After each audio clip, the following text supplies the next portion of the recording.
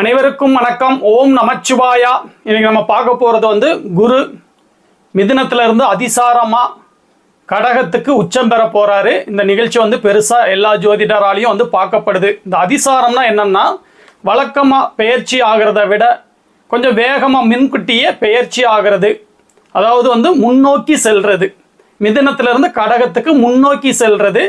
வக்ரம்னா பின்னோக்கி நகர்றது. கிரகங்கள் இந்த மாதிரி முன்னோக்கி பின்னோக்கி நகருமா அப்படின்னா அதோட சுற்றுவட்டு பாதையில் அது பாட்டில் ஒரே இதாக போயிட்டு தான் இருக்கும். ஒரு இலூஷன் மாதிரி பூமியில் உள்ள நம்மளுக்கு இது தெரியும். இது எதோட ஒப்பிடணும்னா, ஒரு பஸ்ஸில் ட்ராவல் பண்ணி போகும்போது பஸ்ஸு முன்னாடி போகும்போது மரங்கள்லாம் பின்னோக்கி போகிற மாதிரி தோன்றும். ஆனால் மரம் அதோட இடத்துல அதுதான் உட்காந்துருக்குது. நிலாவை பார்த்தீங்கன்னா நம்ம கூடையே ட்ராவல் பண்ணுற மாதிரி தோன்றும். எதிரில் ஒரு பஸ்ஸு வரும்போதோ இல்லை நீங்கள் உங்கள் பஸ்ஸு நகராமல் நிற்கும்போது இன்னொரு பஸ்ஸு மூவிங்கில் இருக்கும்போது நம்ம பஸ்ஸு அப்படியே பின்னோக்கி போகிற மாதிரி இந்த மாதிரிலாம் ஒரு இல்லூஷன் வரும்ல, அந்த இல்லூஷன் தான் இந்த வக்ர பயிற்சி. அதுக்கப்புறம் பார்த்தீங்கன்னா அதிசார பயிற்சி. இதெல்லாம் அந்த மாதிரி ஒரு இல்லூஷன் அப்படிங்கிறத புரிஞ்சுக்கோங்க. திருக்கணித பஞ்சாங்கப்படி 2/6/2026 தான் இந்த குரு பயிற்சி இப்போ தொடங்கின குரு பயிற்சி முடிஞ்சு 3/6/2026 இந்த டேட் மின்பின் கொஞ்சம் மாறலாம்.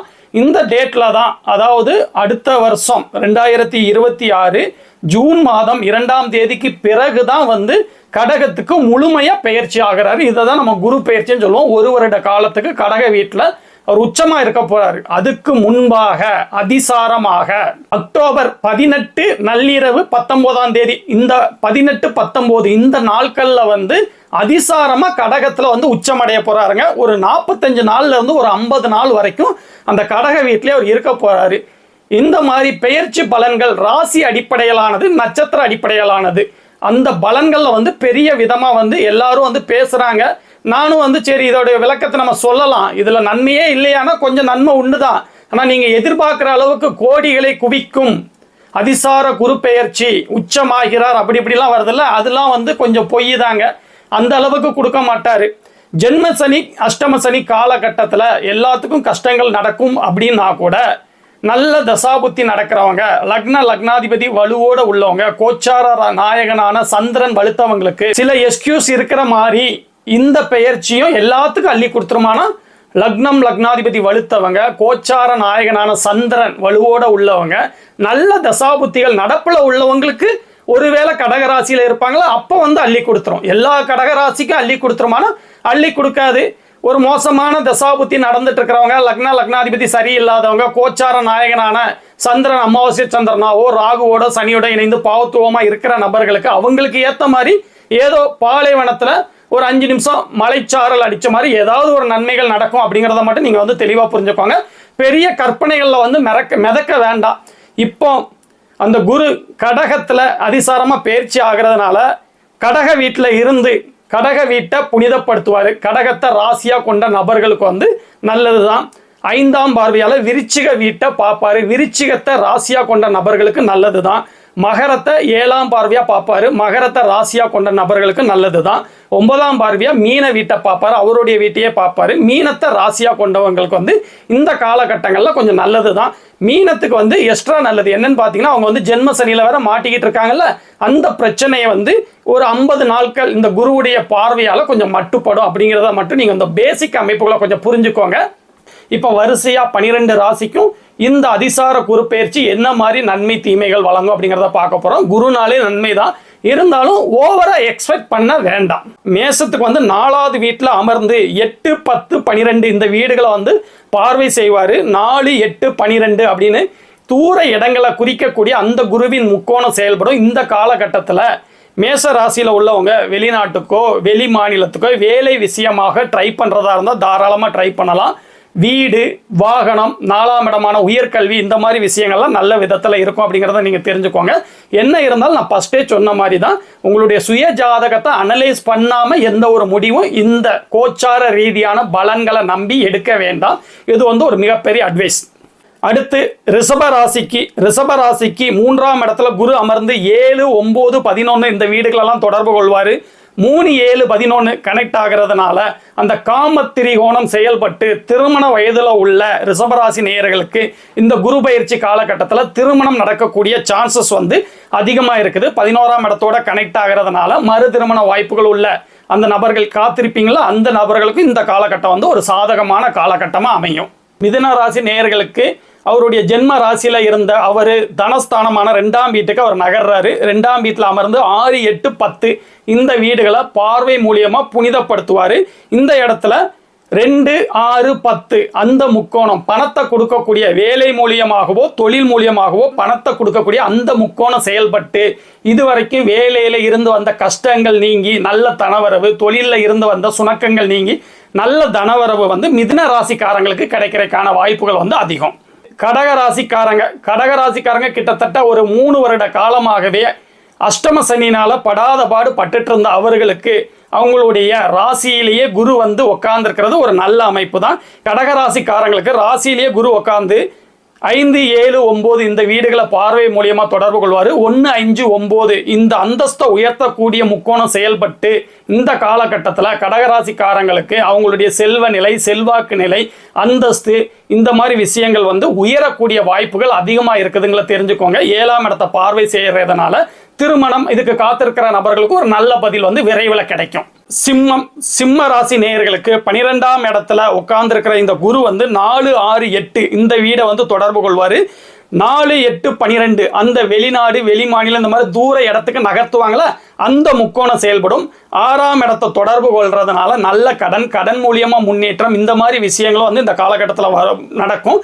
சிம்ம ராசி நேயர்கள் வந்து வெளி மாநிலத்துக்கோ வெளிநாட்டுக்கோ வேலை விஷயமா வெயிட் பண்ணிட்டு இருந்தீங்கன்னா இந்த காலகட்டத்தில் வந்து நீங்கள் முயற்சி பண்ணலாம். உங்களுடைய சுய ஜாதகத்திலையும் 8, 12ஆம் இடங்கள் சுபத்துவமாக இருக்கணும். அந்த 8, 12ஆம் இடங்களோட தொடர்புடைய கிரகங்கள் தசை நடத்தணும் அப்படிங்கிறதையும் வந்து நீங்கள் வந்து உங்கள் சுய ஜாதகத்தில் கன்ஃபார்ம் பண்ணிட்டு நீங்கள் முடிவெடுக்கணும். கன்னி ராசி நேயர்களுக்கு 11ஆம் இடத்துல குரு அமர்ந்து 3, 5, 7 இந்த வீடுகளை பார்வை செய்வார். 3, 7, 11 இந்த முக்கோணம் செயல்பட்டு காம சுகத்தை கொடுக்கணும் அப்படிங்கிற அடிப்படையில் திருமணத்துக்கு காத்துட்டு இருக்கிற கன்னிராசி நேயர்களுக்கு இந்த காலகட்டம், இந்த குரு பயிற்சி அதிசாரத்தில் வந்திருக்கல, இதில் ஒரு நல்ல வரன் அமைகிறதுக்கு உங்களுடைய சுய ஜாதக அடிப்படையிலையும் நம்ம வந்து சில விஷயங்களை பார்த்து முடிவெடுக்கணும். அந்த அடிப்படையில் இந்த காலகட்டம் வந்து ஒரு ஃபேவரபுளான காலகட்டமாக இருக்குது. 5ஆம் வீட்டோட தொடர்பு கொள்றதுனால குழந்தை, காதல் இந்த மாதிரி விஷயங்களும் உங்களுக்கு ஒரு நல்லது நடக்கிறதுக்கான வாய்ப்புகள் அதிகம். குழந்தைக்காக வெயிட் பண்ணிட்டு இருக்கிற தம்பதிகள், கணவர் மனைவி ஜாதகங்கள், சுய ஜாதகங்கள் அடிப்படையில் இந்த காலகட்டம் கொஞ்சம் அனுகூலமான காலகட்டமாக இருக்கும் அப்படிங்கிறத தெரிஞ்சுக்கோங்க. துலாம் ராசி நேயர்களுக்கு 10ஆம் இடத்துல குரு அமர்ந்திருப்பாரு. 10ல் குரு வந்துட்டுனா பதவியை பறிச்சிருவாங்க அப்படிலாம் கிடையாதுங்க. நல்ல வேலையை தான் கொடுப்பாரு, அப்படிலாம் பதவியெல்லாம் வந்து பறிக்க மாட்டார். 10ஆம் இடத்துல குரு அமர்ந்து 2, 4, 6 இந்த வீடுகளை செயல்படுத்துவார். 2, 6, 10 அந்த மாதிரி பணத்தை குறிக்கக்கூடிய முக்கோணம் செயல்பட்டு வேலை மூலியமாகவோ தொழில் மூலியமாகவோ இந்த காலகட்டம் வந்து உங்களுக்கு வந்து ஒரு நல்ல விதமான இருக்கக்கூடிய சான்சஸ் இருக்கு. நல்ல பணவரவு வரப்போகுது, பதவி உயர்வு வரப்போகுது, அது மூலியமா உங்களுக்கு வந்து சம்பள உயர்வு நடக்க போகுதுங்கிறத தெரிஞ்சுக்கோங்க. 4ஆம் இடத்தோடையும் தொடர்புல இருக்கிறதுனால உயர்கல்விக்கு வெயிட் பண்ணிட்டு இருக்கிற நபர்களுக்கு அந்த உயர்கல்வி படிக்கக்கூடிய வாய்ப்புகள் அமையும். வீடு கட்டணும் அப்படின்னு நினைச்சிருக்கிறவங்களுக்கு அந்த வீடு கட்டுறதுக்கான வாய்ப்புகள் அமையும். நல்ல வாகனம் வாங்கணும்னு நினைச்சிட்டு இருந்தீங்கன்னா அதுக்கான வாய்ப்புகளும் வந்து இந்த காலகட்டத்தில் அமையும். விருச்சிகத்துக்கு 9ல குரு அமர்ந்திருப்பாரு. இது வந்து ஒரு நல்ல எக்ஸலண்ட் அமைப்பு. 9ல குருங்கிறது வந்து ஒரு சிறப்பான அமைப்பா வந்து நம்மளுடைய மூல நூல்கள் சொல்லப்படுற அமைப்புல வரும். இந்த இடத்துல 9ல குரு அமர்ந்து 1, 3, 5 இந்த வீடுகளை தொடர்பு கொள்வாங்க. 1, 5, 9 அந்த அந்தஸ்தை உயர்த்தக்கூடிய முக்கோணம் வந்து இந்த இடத்துல செயல்படும். 3ஆம் இடத்தை தொடர்பு கொள்றதுனால அவங்களுடைய முயற்சி இது வரைக்கும் பலிதமாகாமல் இருந்ததுன்னா ஒருவேளை இந்த காலகட்டத்தில் நீங்கள் முயற்சி பண்ணும்போது விருச்சிக ராசிக்காரங்களுக்கு அவங்களுடைய முயற்சி பலிதமாகிறதுக்கான வாய்ப்புகள் வந்து கொஞ்சம் அதிகமாக இருக்கக்கூடிய காலகட்டமாக இது இருக்கும். ஏதாவது வழக்குகள் இந்த மாதிரி விஷயங்கள்ல வந்து வெயிட் பண்ணிட்டு இருந்தீங்கன்னா வெற்றி பெறக்கூடிய காலகட்டங்கள் இந்த காலகட்டத்தில் அமையும். நோயினால தொந்தரவு பெற்றுட்டு இருந்தீங்கன்னா அந்த நோய்க்கு ஒரு விடிவு காலம் வராதான்னு நினைச்சிட்டு இருந்தீங்கன்னா அதுக்கும் வந்து இது வந்து ஒரு எக்ஸலண்டான காலகட்டமாக இது அமையும். தனுசு ராசிக்காரங்களுக்கு 8ஆம் இடத்துல உட்கார்ந்துருக்கிறாரு. 8ஆம் இடத்துல உட்கார்ந்துறதுனால பெரிய நெகட்டிவ்லாம் இல்லை. அவர் என்ன இருந்தாலும் ஒரு முழுமையான சுப கிரகங்கிறதுனால அப்படி ஒன்றும் பெரிய அந்த அட்டம சனின்னு சொல்றோம்னா அந்த அளவுக்கு கெடுதல் செய்ய மாட்டார். எந்த பாவகத்தில் இருந்தாலும் அந்த பாவகத்தை ரீதியாக நல்ல பலன்களையே செய்ய பார்ப்பார். 8ஆம் இடத்துல அமர்ந்திருக்கிற இவர் 2, 4, 12 இந்த வீடுகளை தொடர்பு கொள்வார். 4, 8, 12 அந்த வெளிநாட்டுக்கு வெளி மாநிலத்துக்கு நகர்த்தக்கூடிய அந்த முக்கோணம் செயல்பட்டு வெளிநாட்டுக்கோ வெளி மாநிலத்துக்கோ தூர இடங்களுக்கு வீடையோ இல்லை வேலையையோ நகர்த்தணும்னு நினைக்கிறவங்களுக்கு இந்த காலகட்டம் ஒரு சிறப்பான காலகட்டமாக இருக்கும். 2ஆம் இடத்தோட தொடர்பில் இருக்கிறதுனால தனவரவுக்கு வந்து எந்த விதத்திலையும் பஞ்சம் இருக்காது அப்படிங்கிறது வந்து இந்த தனுசு ராசிக்காரங்களுக்கு நான் சொல்லிக்கிற விஷயம். அடுத்து மகர ராசிக்காரங்க. மகர ராசிக்காரங்களுக்கு 7ஆம் இடத்துல வந்து குரு வந்து உட்கார்ந்துருப்பாரு. 7ஆம் இடத்துல உட்கார்ந்துருந்து 1, 3, 11 இந்த வீடுகளை பார்வை செய்வார். 3, 7, 11 அந்த காம திரிகோணம் செயல்பட்டு இந்த காலகட்டத்தில் திருமணத்துக்காக வெயிட் பண்ணிட்டு இருக்கிற மறுமணத்துக்காக வெயிட் பண்ணிட்டு இருக்கிற நபர்களுக்கு திருமணம் ஆகக்கூடிய காலகட்டமாக இது இருக்கும். ராசியே பார்வை செய்யறதுனால ஒரு தன்னம்பிக்கை வந்து உயரும், முகப்பழிவு வந்து அதிகரிக்கும், ஒரு கான்ஃபிடென்ட் இருக்கும். எல்லா விஷயத்திலும் வந்து ஒரு கான்ஃபிடென்ட்டாக பண்ணக்கூடிய ஒரு தைரியத்தை வந்து இந்த காலகட்டத்தில் வந்து மகர ராசிக்காரங்க வந்து இந்த அதிசார குரு பயிற்சினால அனுபவிக்க போறீங்க. அடுத்து கும்பம். கும்பத்துக்கு வந்து 6ஆம் இடத்துல உட்கார்ந்துருப்பாரு. கும்பத்தில் 6ஆம் இடத்துல அவர் உட்கார்ந்துருந்தா கூட 2, 10, 12 இந்த வீடுகளை பார்வை மூலியமா செயல்படுவார். 2, 6, 10 அந்த பணத்தை கொடுக்கக்கூடிய முக்கோணம் செயல்படும். தொழில் மூலியமாகவோ வேலை மூலியமாகவோ தனவரவு வந்து அதிகரிக்க போகுது. 12ஆம் இடத்தோட தொடர்பு கொள்றதுனால வெளிநாட்டுக்கு ஒரு வேலை செல்லணும் அப்படிங்கிற ஒரு ஆசையில் இருக்கிற நபர்களுக்கு இந்த காலம் வந்து உங்களுக்கு வந்து கை கொடுக்குற அமைப்பாக வந்து இது அமையும். அடுத்து இறுதியாக மீன ராசிக்காரங்க. மீன ராசிக்காரங்களுக்கு 5ஆம் இடத்துல குரு உட்கார்ந்துருப்பாரு. 1, 9, 11 இந்த வீடுகளை பார்வை மூலியமா செயல்படுத்துவார். 1, 5, 9 அந்தஸ்தை குறிக்கக்கூடிய அந்த முக்கோணம் வந்து செயல்பட போகுது. அந்தஸ்து உயரப்போகுது, கௌரவம் கிடைக்க போகுது, ஒரு பதவிகள் வந்து கிடைக்க போகுது. இந்த மாதிரி நல்ல விஷயங்கள் நடக்க போகுது. 11ஆம் இடத்தோட தொடர்பு கொள்றதுனால உங்களுடைய லாபங்கள் உயரப்போகுது. மறுமணத்துக்கு காத்துட்டு இருக்கிற நபர்களுக்கு, மீனராசி நபர்களுக்கு அதுக்கான வாய்ப்புகள் வந்து அமைய போகுது. இதுதாங்க 12 ராசிக்கான ஒரு ஷார்ட்டான இந்த அதிசார குரு பயிற்சினால கிடைக்கக்கூடிய பலன்கள். என்ன இருந்தாலும் நான் ஃபர்ஸ்டே சொன்ன மாதிரி தான், இதை மட்டும் நம்பி நம்ம எந்த ஒரு முடிவும் எடுத்துடக்கூடாது. உங்களுடைய சுய ஜாதக அடிப்படையில் மனிதனின் கைரேகை மாதிரி அனைத்து நபர்களுக்கும் ஜாதகம் தனித்தனி தான், எல்லாத்துக்கும் ஒன்றும் கிடையாது. அதனால தான் நட்சத்திர அடிப்படையில் உள்ளதுக்கு பலனை வந்து குருஜி மறுக்கிறாங்க. நட்சத்திர அடிப்படையில் 27 நட்சத்திர அடிப்படையில் எதுவும் கிடையாது. எல்லாமே பார்க்கணும். ராசி கட்டத்தை பார்க்கணும், அம்ச கட்டத்தை பார்க்கணும். ராசி கட்டத்தில் எந்தெந்த அந்த 9 கிரகமும் எந்தெந்த டிகிரியில் உட்காந்துருக்கணும் பார்க்கணும். கோச்சார கிரக நிலைகளை பார்க்கணும். அதுக்கப்புறம் தசாபுத்தி அமைப்புகளை பார்க்கணும். இப்படி எல்லாத்தையும் பார்த்து தான் முடிவு பண்ணணும். அந்த அடிப்படையில் உங்களுடைய சுய ஜாதகத்தை நீங்கள் அனலைஸ் பண்ணாமல் கோச்சார பலன்களை நம்பி நீங்கள் வந்து எதுவும் செஞ்சாலும் சரி, இல்லை அதை ரொம்ப எதிர்பார்த்தாலும் சரி, ஒரு எதுவுமே நடக்கலைன்னு சொல்லி ஒரு வெக்ஸ் ஆகி அதுக்கப்புறம் பார்த்தீங்கன்னா கீழே வந்து கமெண்ட் வரிசையாக வரும். இப்போ இந்த மாதிரி ராசி பலன்கள் ஒரு நல்ல விஷயமா நம்ம ஜோதிடத்தில் சொல்லி நிறைய வீடியோ போடுறோங்க, நீங்கள் வியூஸே போகாதுங்க.